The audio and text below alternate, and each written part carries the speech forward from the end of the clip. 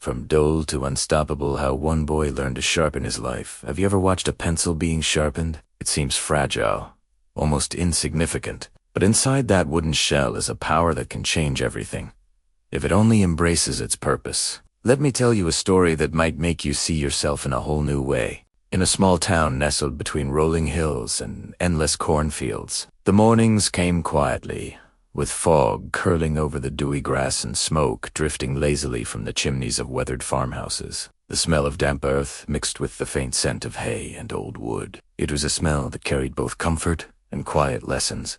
This is where Zion lived, a boy who felt like the town's background noise, always there, never seen. Zion's day started slowly, with the soft crowing of roosters and the distant lowing of cows. He wandered through fields that stretched farther than his eyes could see, the soil soft and cool beneath his boots. He watched the farmers rise before sunrise, their hands cracked from work, their faces lined with purpose, and he felt a hollow emptiness inside himself. He wanted something, but he didn't know what or how to reach for it. One gray, misty afternoon, after the fog had thickened and the morning sun had yet to break through, Zion found himself wandering into his grandfather's old study. The building creaked under the weight of age, and the air smelled of cedar, dust, and faint memories of paper and ink. On the old oak desk, under the soft light of a swinging lamp, lay a single sharpened pencil beside a blank sheet of paper. Zion picked it up, feeling its smooth wooden body, the hard graphite at its tip, the faint warmth of someone else's hands that had held it before. His grandfather appeared from the shadows, leaning on his worn cane. The floorboards groaned beneath him as he moved. "That pencil," he said, voice calm and deep, "has a story. And so do you." Zion laughed, a hollow sound that echoed against the walls. "It's just a pencil, Papa." "Ah, just a pencil," his grandfather replied, shaking his head with a gentle smile. "But even the simplest things have the power to shape the world. This pencil can carve dreams, tell stories, leave marks. No one will forget, but only if it's willing to be sharpened. Only if it faces the pressure and friction of life." Zion frowned, curiosity stirring. "What do you mean?" His grandfather placed the pencil carefully on the paper and began to write. Each stroke scratched the surface deliberately, imperfectly, yet with intention. Every line is a choice, every mark a chance to leave something behind. But if this pencil fears the pressure, it remains dull, hidden, and powerless. Life will sharpen you, whether you like it or not. The pain, the failures, the criticisms, they are not punishments. They are the grind that shapes you, that reveals the best version of yourself.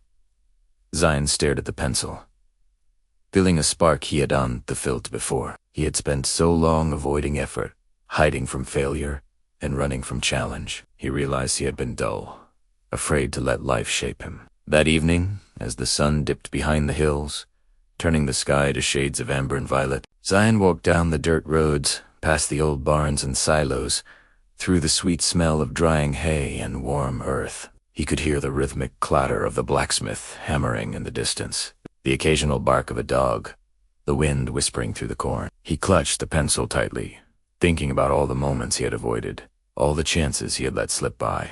At home, he sat by the window, the fog still lingering in the fields, soft light reflecting off the wet grass. He picked up the pencil again. This time, he wrote boldly, even if imperfectly. Words scratched onto the paper, messy, uneven, alive. He drew the barns, the cornfields swaying in the gentle breeze, the small town streets that seemed ordinary but were filled with hidden stories. Each line was a step forward. Each mistake was a lesson, each stroke sharpening him more and more. Days turned into weeks.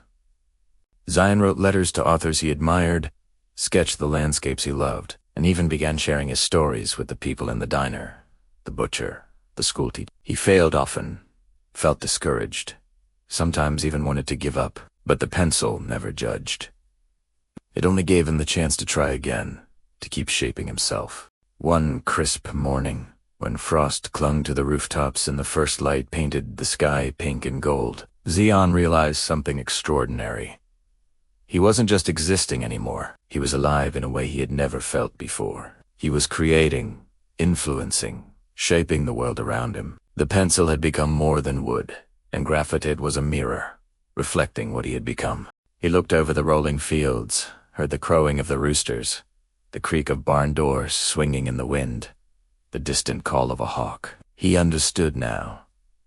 The best version of yourself doesn't appear overnight. It is carved slowly, stroke by stroke, shaped by the challenges, the failures, the friction of life. Every struggle, every fear, every setback, it's the grind that reveals your brilliance. And as he walked through the fields, pencil in hand, Zion knew he had a choice. He could stay dull, invisible, afraid of life, or he could embrace the friction, the shaping, the sharpening, and become someone who leaves a mark worth remembering. So hold your pencil tight. Life will sharpen you, whether you like it or not. Embrace the grind. Embrace the shaping. Write your story boldly, beautifully, without fear. Inside you lies the point that can change your world. Don't stay dull. Don't wait. Sharpen yourself and watch as the world finally notices the masterpiece only you can create. Moral: life shapes us through challenges, failures, and struggles. Just like a pencil must be sharpened to reveal its point, we must embrace discomfort, face our fears, and persist through difficulties to become the best version of ourselves. Our true potential is realized not by avoiding pressure, but by using it to carve our purpose, leave our mark, and create something meaningful in the world.